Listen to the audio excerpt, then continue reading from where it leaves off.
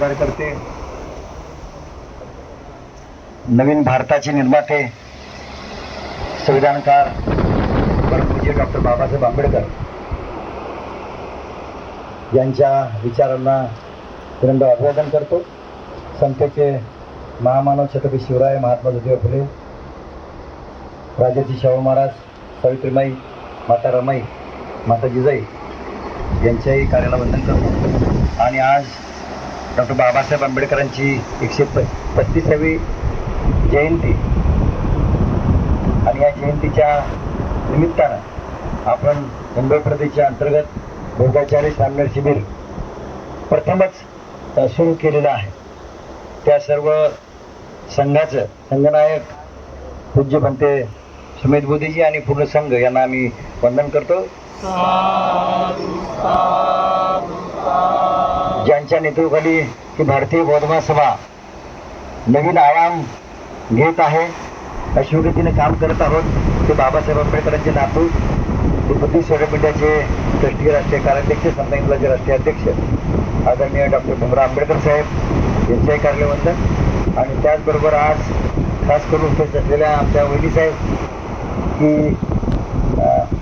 आम्ही कधी त्यांना निमंत्रण केलं तर त्या सांगत नाही, मला चैतन्य यायचं आहे, उपासकांना संघाला मला भेटायचं आहे. म्हणजे त्यांची इच्छा नाही की मी मार्गदर्शन करा, हा मुद्दा नाही, फक्त भेटायचं आहे की जी बाबासाहेब आंबेडकरांच्या चळवळीसाठी ताकद देणारी व्यक्ती सगळ्या ज्या आहेत त्या सगळ्यांना ताकद देण्याचं काम जसं भीमराव साहेब आंबेडकर करतात, तसं आदरणीय वहिनी साहेब सुद्धा भीमराव साहेबांना आपल्या सर्वांना ताकद देण्याचं काम अत्यंत छान पद्धतीने करतात. आणि त्यांच्याकडे आम्हाला वेगळी ऊर्जा मिळत आहे. संस्थेच्या राष्ट्रीय उपाध्यक्षा पवारताई, राष्ट्रीय सचिव गायकवाड गुरुजी, मुंबई प्रदेशचे सन्माननीय अध्यक्ष विलास वानखेडेजी आणि सर्व पूर्ण टीम, नावं घेण्यात वेळ घालवत नाही कारण सगळ्यांना गरम व्हायला लागले आणि साहेब म्हणजे होत आता लवकर संपलं पाहिजे.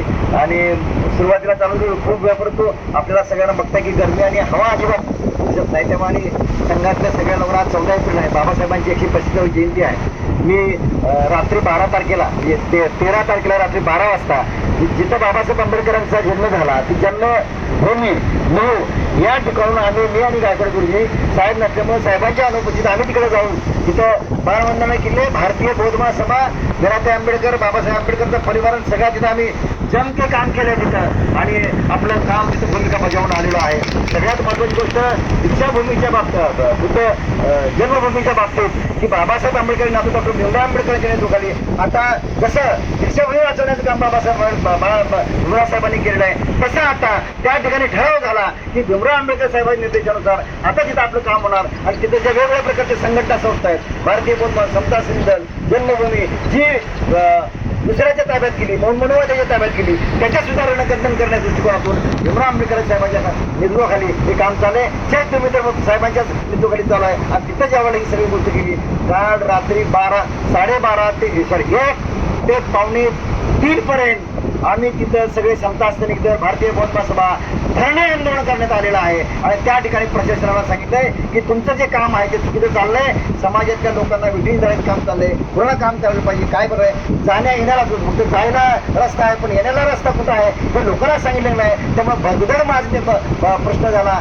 तर खूप चेंगराचेंगरीचा प्रश्न झाला, आम्ही सगळे त्यात अडकलो होतो. तर ही सगळी परिस्थिती आहे ती बदलायची असेल तर भीमराव आंबेडकर साहेब, बाबासाहेबांचा परिवारच याला सक्षमपणे काम करू शकतो, बाबासाहेब म्हणजे संस्थाच ही काम करू शकते. तशा प्रकारचा ठराव झाला आहे आणि आंदोलनाला सुरुवात झालेली आहे. छान पद्धतीने आपलं काम सुरू करायचं आहे. साहेबांच्या आल्याच या सगळ्या गोष्टीवर चर्चा केलेली आहे आणि त्यांनी छानपैकी आम्हाला संमित दिली तिथं त्या इंदोर जिल्ह्याच्या निमित्तानं. आणि सगळ्यात महत्त्वाची गोष्ट सांगतो की आज जसं मुंबईमध्ये जी रॅली काढली आपण, मुंबईमध्ये राजघराते चैतन्य अशी रॅली काढली. काल 12 तारखेला बाबासाहेबांच्या भीमराव साहेबांच्या नेतृत्वाखाली ती रॅली नको साहेब शासकीय कार्यक्रम सांगलेला असल्यामुळं साहेब तुम्ही गेलं तिकडे येता नाही, परंतु साहेबांच्याच नेतृत्वाखाली त्या ठिकाणी न होतो न गोष्ट ऐतिहासिक जी जागा आहे की मला जर इंदोर म्हटला जे मेन वसाहत आहे, मेन रोड आहे, त्या रोडवरनं बडा गणपतीपासून ते राजवाडापर्यंत, राजवाडा म्हणजे कुणाचा, अहिल्याबाई होळकरांचा राजवाडा, तिथं कधी कुणाची आपल्या आंबेडकरांच्या कुठल्याही संघटनेची संस्थेची सभा झाली नाही. तिथं त्यांचा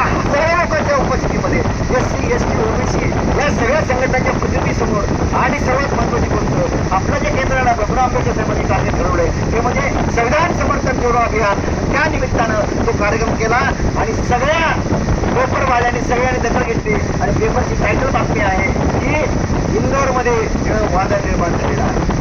अशा प्रकारची बातमी पेपरला बातमी आलेली आहे. ही सगळी प्रक्रिया बघितली आपण.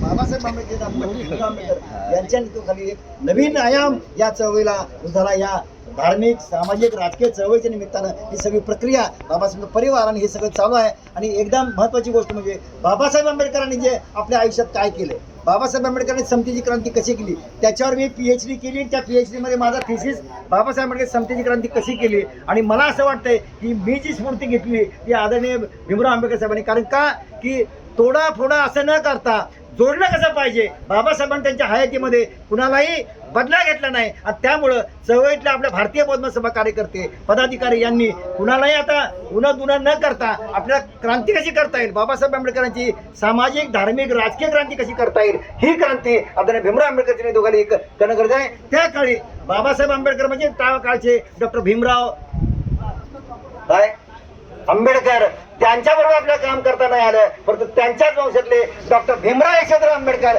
यांच्याबरोबर काम करण्याची आपल्याला संधी मिळाली. या आंबेडकर जयंतीच्या निमित्तानं आपण शपथ घेऊया. येणारा जो काळ आहे, जी शताब्दी आहे, ही 14वी शताब्दी, जी समतेची क्रांती सुरू केली. येणारा जो काळ आहे की समता इंग्रजाची शताब्दी आली, तर त्या काळात 1 लाख सैनिक आणि आपल्या प्रत्येक कार्यकर्त्यांना आता बौद्धाचार्य श्रमणीर व्हायला पाहिजे, प्रत्येक कार्यकर्ते शिबिर ते व्हायला पाहिजे, समता इंग्रजाचं शिबिर व्हायला पाहिजे, उपासिका महिलांचं सगळ्यांचं शिबिर करून हे जो देश आहे तो येणाऱ्या 2027 मध्ये हा सगळा बुद्धम नमामी, धम्मम नमामी, संगम नमामी आणि जय सम्राट असं म्हणलं पाहिजे, जय भीम म्हणलं पाहिजे. ही प्रक्रिया आपण सर्वांनी सुरू करूया. या निमित्तानं आपल्या सगळ्यांना खूप खूप शुभेच्छा देतो आणि रजा घेतो. जय भीम, जय बुद्ध, जय भारत, जय संविधान.